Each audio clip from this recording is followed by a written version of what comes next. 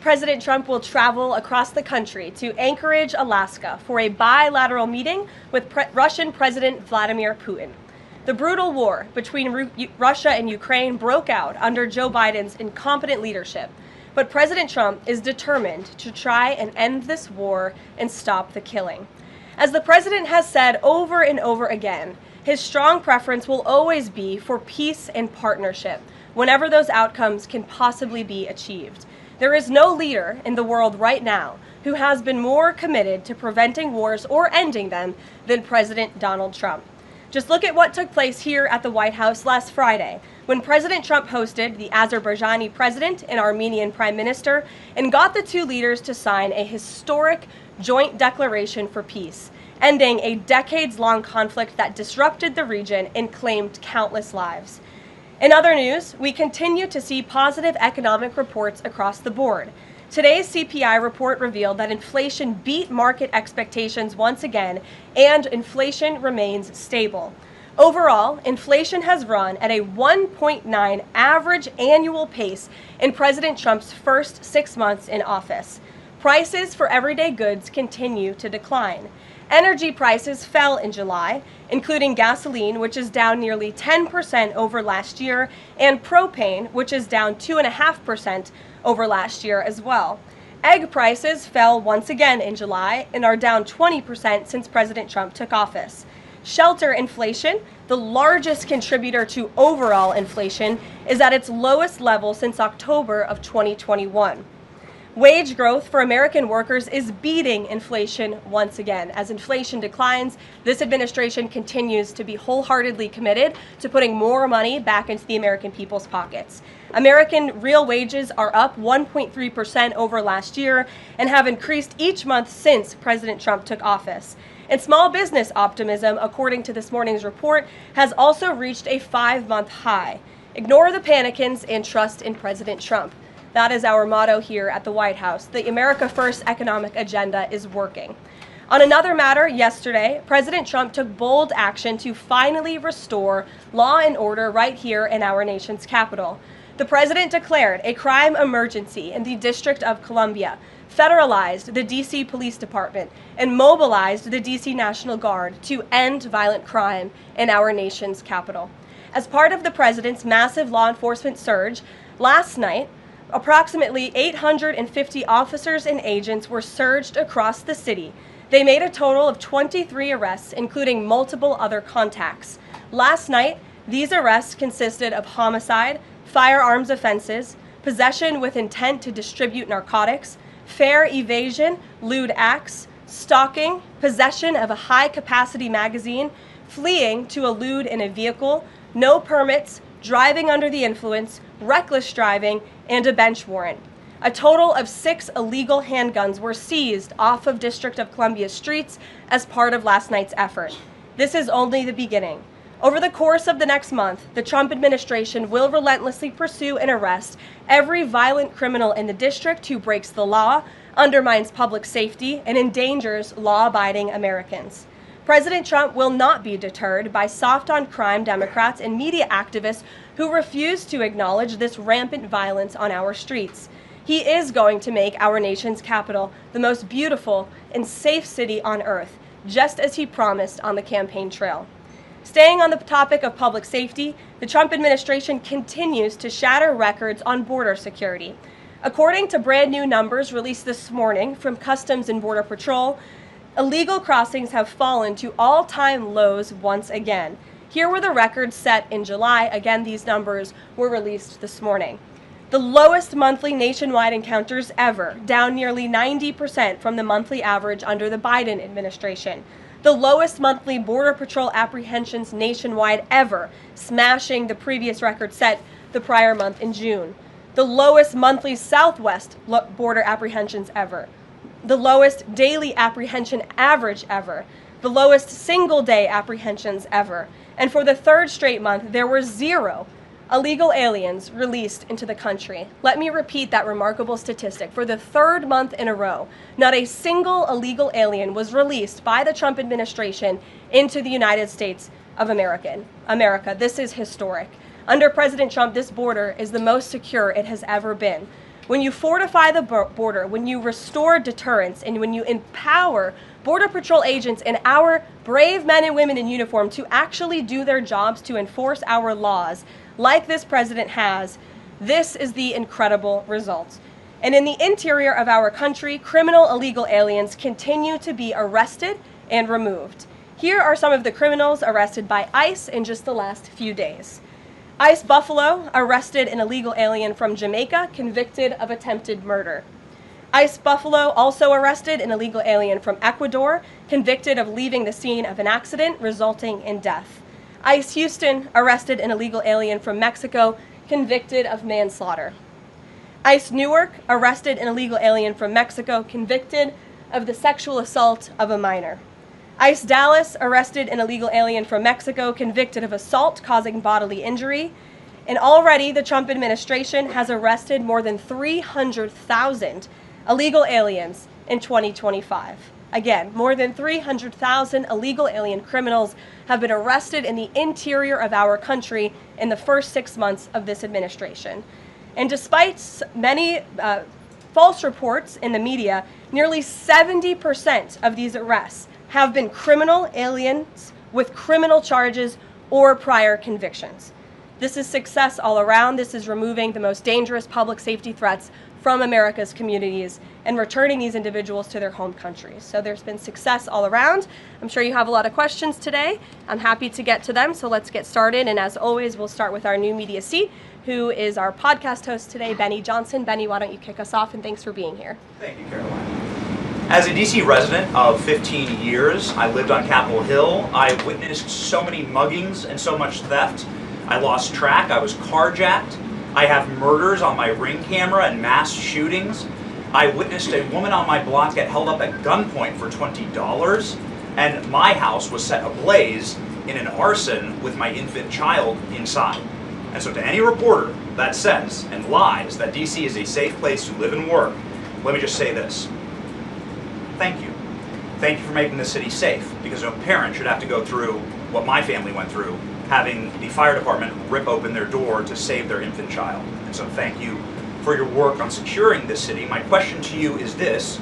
Nancy Pelosi has attacked the president for deploying the National Guard to the city, saying that it is to cover for his incompetence. Hillary Clinton has also attacked the president for securing the city of Washington, D.C. I'd like to get your response to Nancy Pelosi and Hillary Clinton. Sure. Well, first of all, Benny, I'm so sorry that happened to you and your family.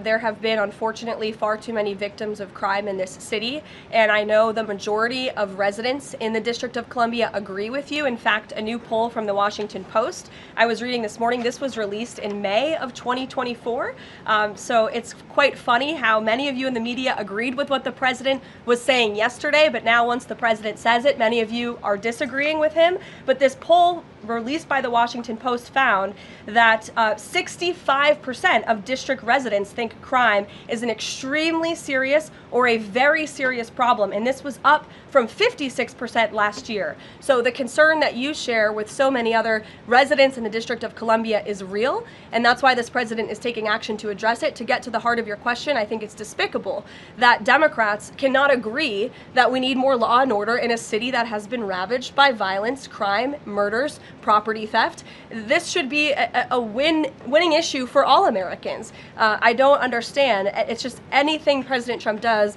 the Democrats want to disagree with. I think the president would love to work with Democrats on this issue to bring law and order to America's cities, but unfortunately they have failed, and that's why he's taken this historic action to federalize the National Guard. And as you're seeing from last night's numbers, we already have seen success. We are removing violent offenders, we are arresting criminals, and we are removing drugs and firearms off of the streets of the city to make it safer for all of its residents. Just a very quick follow-up to that.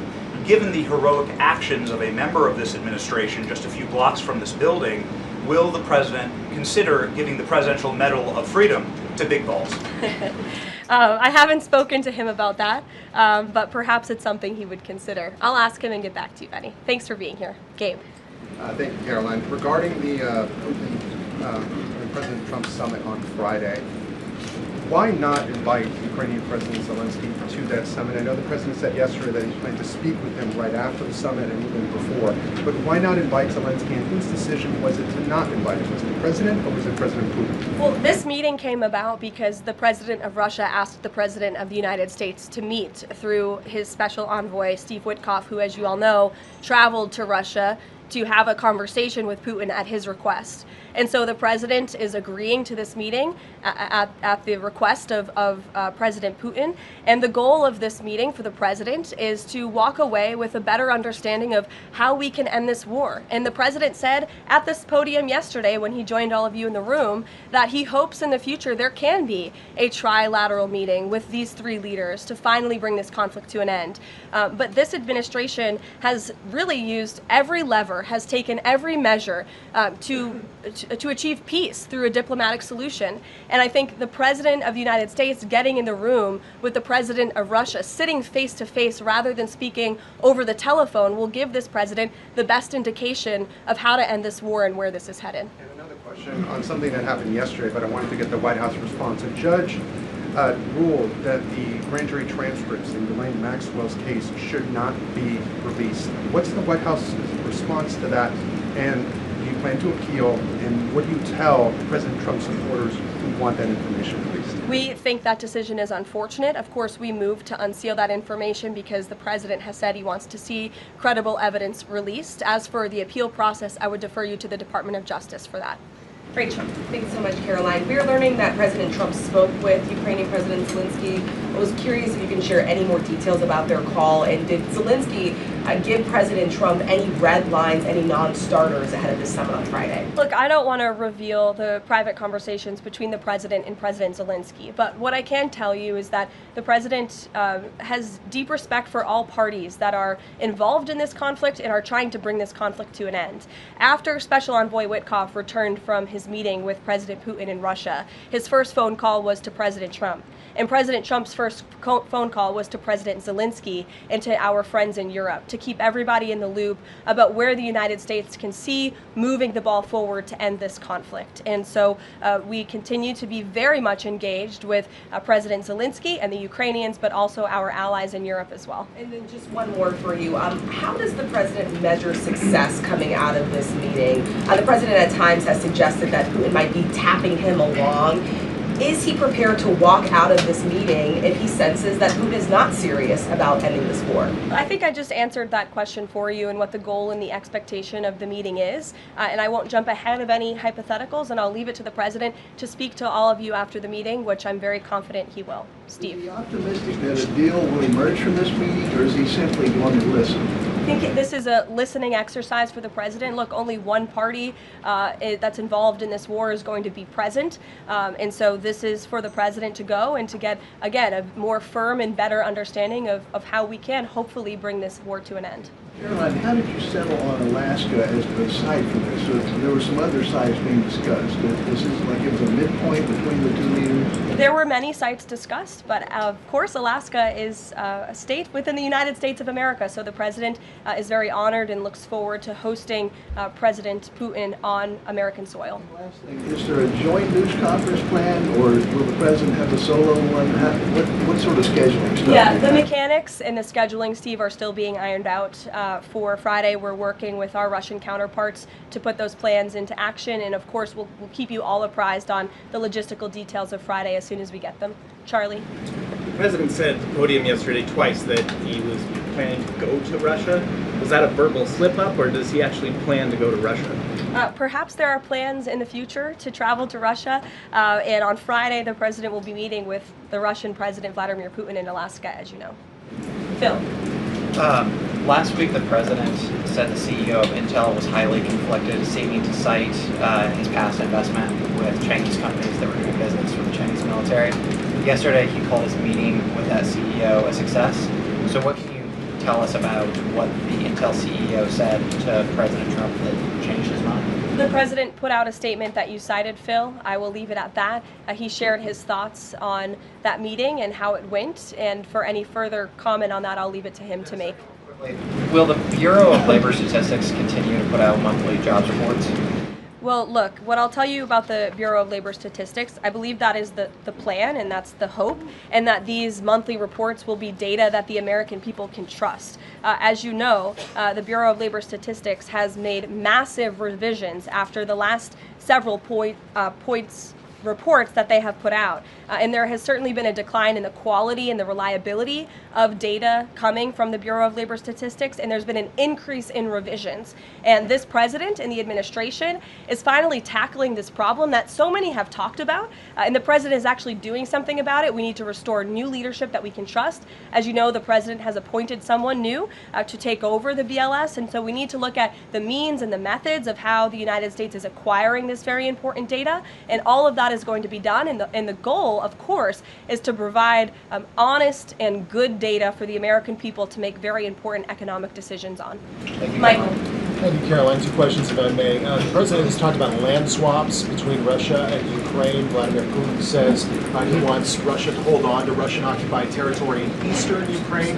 Is the White House at all concerned about the messaging that potentially giving over or allowing for Russia to maintain its occupied territory in eastern Ukraine, what that might say to other U.S. adversaries like China?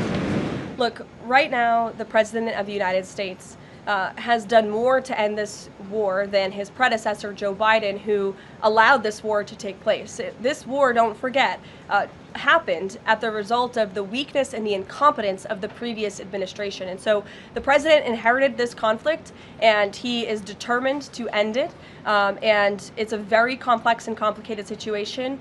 As for the details of the plans that have been kind of tossed back and forth, I won't get into those, and I will let the President of the United States discuss those plans with the President of Russia, with our European allies, and the President of Ukraine, Zelensky himself as well. Sure, go ahead, in the green. Thank you, Caroline. As far as the policing and security operations in DC, Speak up. Is there a timeline? Do we know what success looks like? Is it going to last longer than 30 days? And also, is there going to be an immigration enforcement aspect to this? So can you speak up a little bit? The air conditioning is bumping in here for all of you today after yesterday's heater, so we've got to stock up. You're welcome. Go ahead. Is there a timeline for the security operations here in DC? And also, is there going to be an immigration component to this, and what would that look like? Look, if law enforcement officers encounter a criminal in this city, and they are an illegal alien, of course the appropriate measures to detain and deport that individual will be taken, as they should. No city should be a sanctuary for anyone other than law-abiding American citizens, and that has been the position of this administration since day one. As for the timing, we will reevaluate and reassess and make further decisions after this 30-day period is up.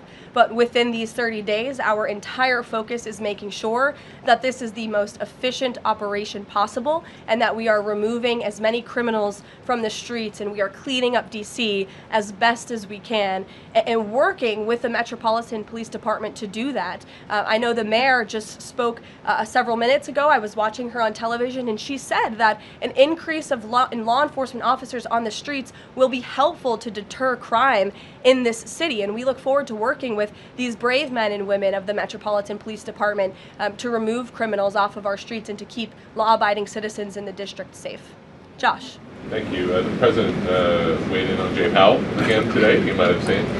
He said that he's considering allowing a major lawsuit against Powell to proceed because of the, quote, horrible and grossly incompetent job he has done. Can you tell us about that? What lawsuit is he talking about?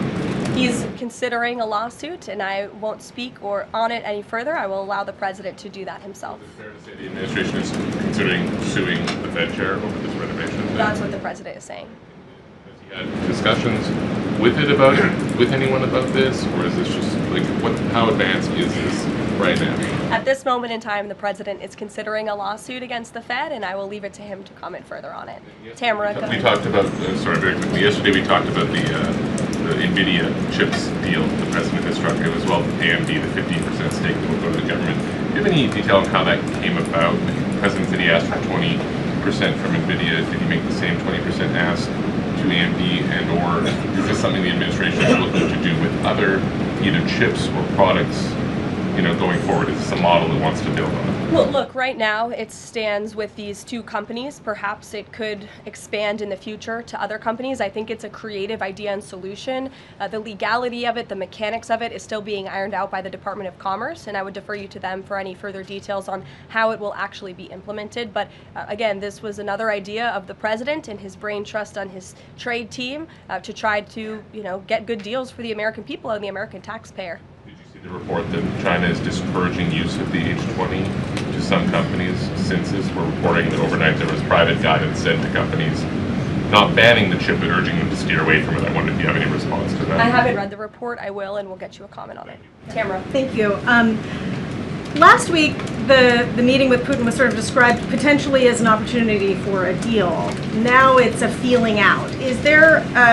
Has there been a shift in expectations within the White House or an effort to temper expectations about what success looks like for this meeting? Well, I mean, look, I think both can be true, right? The president has always said he wants a peace deal. He wants to see this war come to an end. But this bilateral meeting is a bilateral meeting between one party in this two-party war, right? You need both countries to agree to a deal. The president is accepting this bilateral meeting with Putin on Friday, and I will let him speak further to it after it concludes about how he felt it went. And also, completely unrelated topic, regarding the president's efforts in Washington, D.C., do you have any specifics about how homeless people will be dealt with, where they would be moved to? What does this look like? I do, yes, and it's an important question, so thank you for raising it. The Metropolitan Police Department, with the support of the new federal agencies who have been surging on the streets of the District of Columbia, are going to enforce the laws that are already on the books here in Washington, D.C. For far too long, these laws have been completely ignored, and the homelessness problem has ravaged the city. So D.C. Code 22-1307 and D.C. Municipal Regulation 24-100 give the Metropolitan Police Department the authority to take action when it comes to homeless encampments. So homeless individuals will be given the option to leave their encampment, to be taken to a homeless shelter, to be offered addiction or mental health services, and if they refuse, they will be susceptible to fines or to jail time. Again, these are pre-existing laws that are already on the books. They have not been enforced, which is part of the reason for this federalizing of the National Guard to bring in this assistance for law enforcement. While we are targeting criminals and trying to remove criminals off of the streets, we also want to make DC safe and beautiful, and that involves removing mentally disturbed individuals and homeless encampments as well. So we will be using these regulations and code that already exists to clean up our streets, and we've already had great success. Not many of you picked up on this, but the United States Park Police has actually done remarkable work in terms of removing homeless encampments from the city. Since the president signed this executive order in March, 70 homeless encampments have been removed by the U.S. Park Police. There are only 2 homeless encampments remaining in D.C. federal parks under the National Park Service's jurisdiction, and the removal of those 2 remaining camps is scheduled for this week. So the U.S. Park Police will be leading this effort alongside MPD. Just very quickly, he had talked in one of his social media posts about moving them very far outside of the city. Is that off? No, it's not off. We're exploring how we could do that. But again, homeless shelters, offered addiction and mental health services, or jail if they refuse are the options on the table right now. And we'll continue to explore that option. Sure. Thank you so much, Karoline. President Zelensky said moments ago that he thinks Russia is preparing for a new offensive on at least 3 different areas of the front line. Is this something that you could confirm based on U.S. intelligence? And if the president sees that Putin is indeed planning major new offensive or moving troops, would he call off the meeting on Friday? I'm not in a position to confirm or deny or comment on that intel at this time. Monica. Thanks, Caroline. My question involves Russiagate. A whistleblower alleges that then Congressman Adam Schiff approved leaking classified information to smear President Trump's image during the Russiagate scandal. Does the president plan to investigate Adam Schiff, and what would accountability look like if more information confirms this report? The president has already said he wants to see Adam Schiff held accountable for the countless lies he told the American people in relation to the Russiagate scandal. I brought Tulsi Gabbard out to this podium to talk to you about all of that, and this administration is taking accountability very seriously. As for this new FBI whistleblower report, I understand Kash Patel last night declassified a 302 FBI document showing that a whistleblower who is a Democrat, a career intelligence officer who worked for Democrats on the House Intel Committee for more than a decade, repeatedly warned the FBI in 2017 that then Rep. Adam Schiff had approved leaking classified information to smear then President Donald Trump over the Russiagate scandal. This is obviously a bombshell whistleblower report. Hopefully more people in this room will cover it as such. And I have a quote from the FBI director for all of you. He has said this: "For years, certain officials used their positions to selectively leak classified information to shape political narratives. It was all done with one purpose: to weaponize intelligence and law enforcement for political gain. Those abuses eroded public trust in our institutions. The FBI will now lead the charge with our partners at DOJ, and Congress will have the chance to uncover how political power may have been weaponized and to restore accountability." That's what the administration is focused on, and hopefully we'll see some more media reports on this whistleblower allegation. If this were reversed, if this were allegations against the president or any of these cabinet officials, I'm sure everyone in this room would cover it as such. Elizabeth, go ahead. Thanks, Caroline. After yesterday's action to federalize the DC police, is the president still interested in working with Congress to end the Home Rule Act? It's something you've talked about in the past. Senator Mike Lee has a bill on it. Is that something he's still interested in? The president is very much still interested in working with Congress to address many of the issues that have plagued Washington, D.C., such as the cashless bail policy, which has been a complete disaster for the city. Juvenile delinquency is another major problem in the city that Congress can address.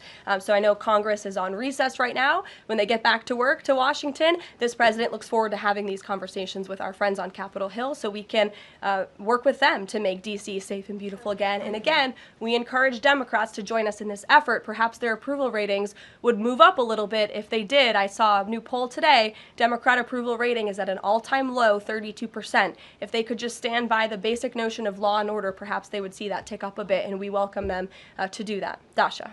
Thanks, Caroline.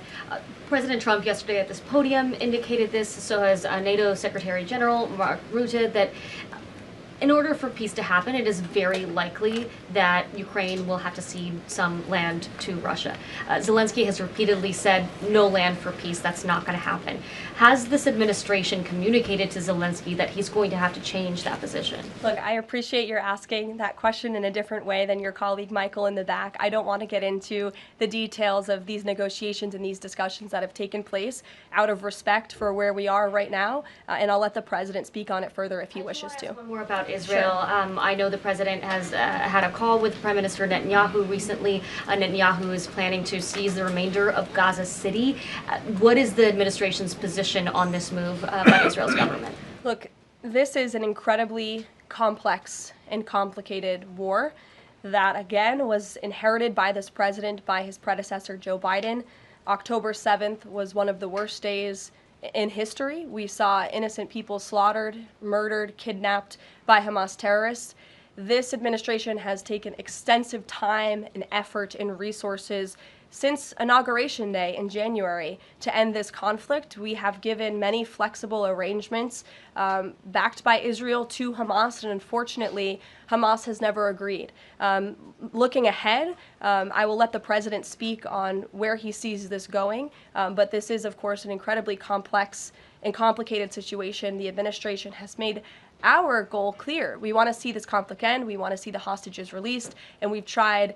The president and his national security team have given extensive effort and time to doing that. With how Israel has used those resources and the assistance that you've provided? Look, I'll let the president speak on the further actions that Israel may or may not be taking.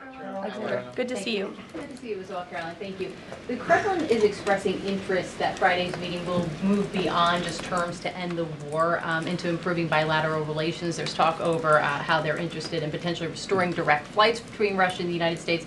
Is President Trump open to those kind of peripheral conversations, or is this directly focused on ending the war in Ukraine? I think this conversation on Friday is focused on ending the war in Ukraine as far as the president's perspective goes. Those conversations, I think the president is interested in having, but his main priority right now is ending this war and to stop the killing that has gone on for far too long. You're welcome. In the back. Go ahead. Yeah, 2 questions on the economy. So first, we've had small businesses tell us that it's not foreign exporters who are eating the tariffs, it's them.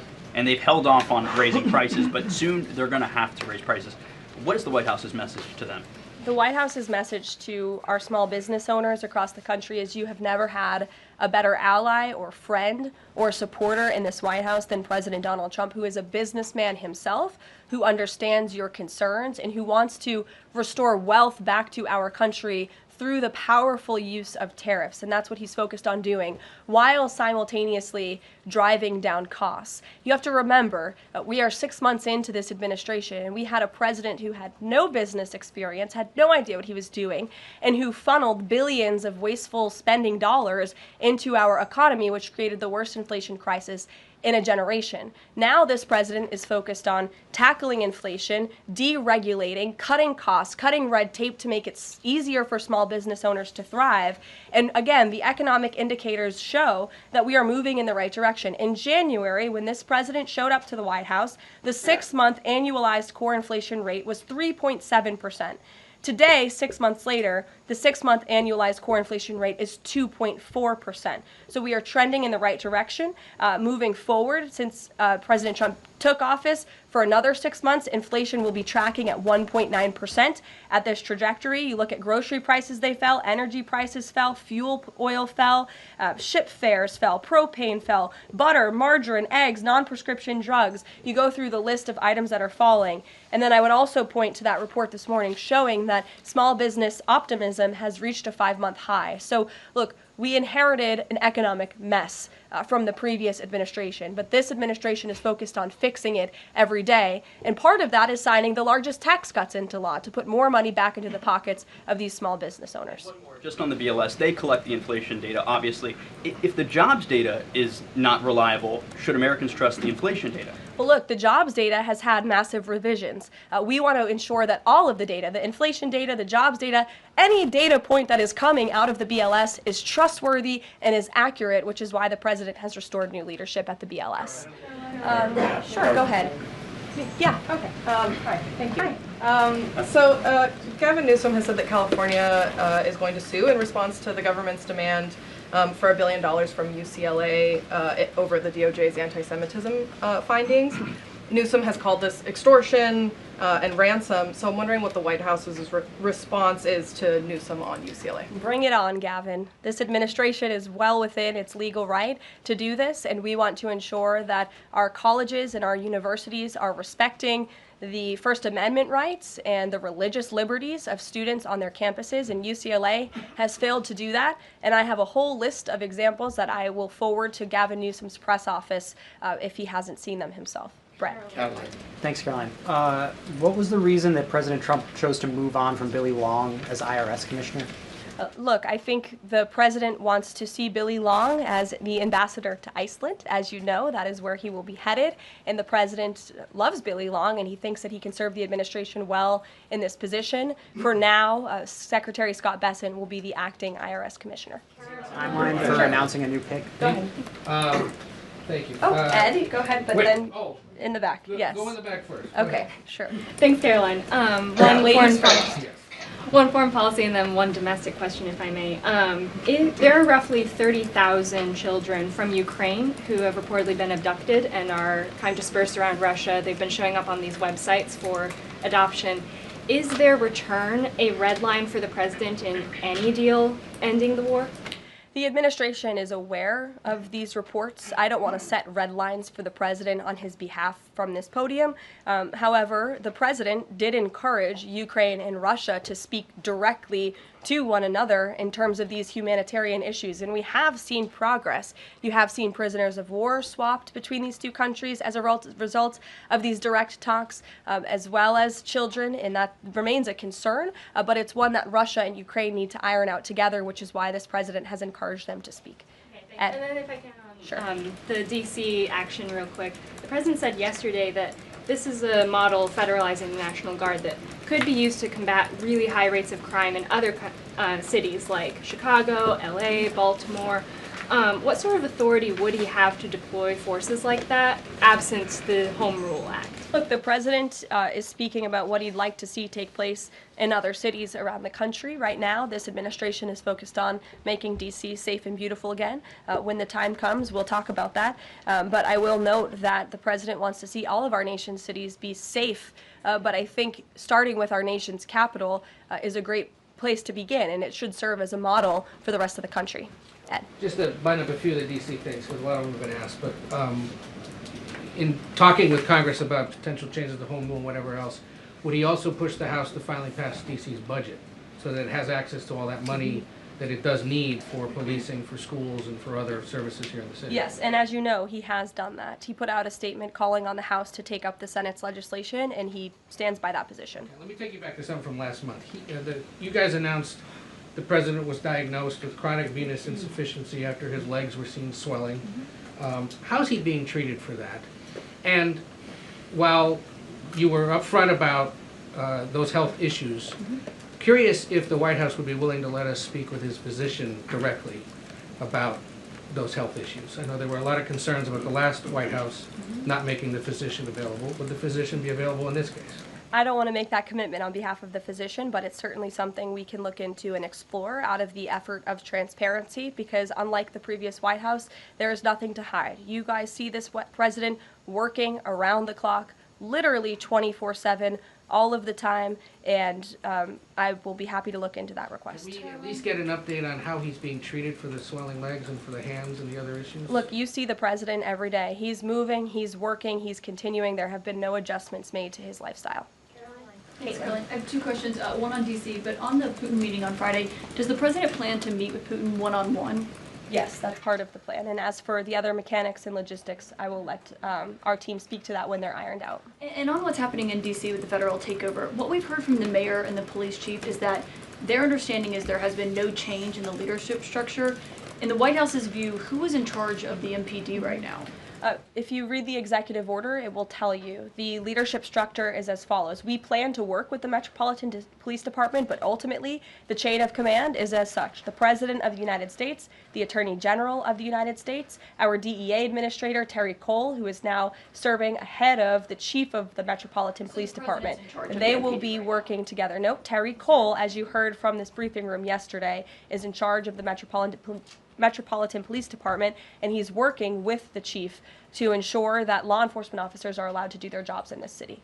Caroline? Joey. Yeah, thanks, Caroline. I know you said earlier the hope is to maintain monthly job reports, but the president's new nominee for BLS Commissioner E.J. Antoni recently told Fox Business that the BLS should suspend issuing monthly job reports and only issue quarterly reports until the jobs data methodology is corrected. So does the president disagree with that assessment that his nominee is said there, or suspending these monthly job reports a real option? I think he floated the idea of possibly suspending until they can get the data and the methodology in order. And this president wants to ensure that the BLS, again, is putting out accurate and honest data that the American people can trust. Since you brought up the new commissioner, he holds a master's and doctor's degree in economics from Northern Illinois University. He's the chief economist in the Heritage Foundation's Center for the Federal Budget. And in addition to his work at Heritage, he has multiple other roles. He's been widely renowned for his work on economic issues. He's been called before Congress to testify as an economic expert. So he's a qualified individual, and the president trusts him to lead this important department. I'll take a couple more questions. Sure, go ahead. Given that the administration now has jurisdiction over MPD, can we expect, does that mean like personnel changes, hiring, firing? Can we expect leadership changes internally in the Metropolitan Police Department? I just walked through what the leadership structure looks like right now. Within the uniformed police department, right? I mean, does that mean that the Attorney General, others kind of have the ability to make those personnel decisions? I would imagine it means they have the ability. As for any changes, I'm not tracking any. Again, we look forward to working alongside the Metropolitan Police Department, and we did that last night successfully, and we hope we can do that for the next 29 nights. Go ahead. Karoline, Yes. So in light of reports that ICE agents detained a 15-year-old student with disabilities outside an LA high school, even leaving bullets on the sidewalk, how does the Trump administration plan to ensure parents that their children can return to school without fear of being wrongfully detained or endangered by federal agents? Where'd you see that report? LA Times. Okay, well, I'll have to look into the veracity of that report. I read the LA Times almost every single day, and they are notorious for misleading the public. I'm sure there's more to that story than the way that you just characterized it. This administration wants to ensure that all school children across the country in every city, from Los Angeles to DC, can go to school safely. And that's part of this administration's effort to federalize the National Guard in Washington, to ensure that ICE is removing child predators. I just read you a list of a handful, just a handful, of the hundreds of thousands of child predators that this administration is removing off of the streets of Los Angeles and every other community across this country, because we want to ensure this is a country where American school children can be safe, where they can prosper, and where they are not threatened by violent criminals, whether they are illegal or whether they are American citizen homegrown criminals, as this president calls them. So I will gladly go check on that report, and I'll get you the facts.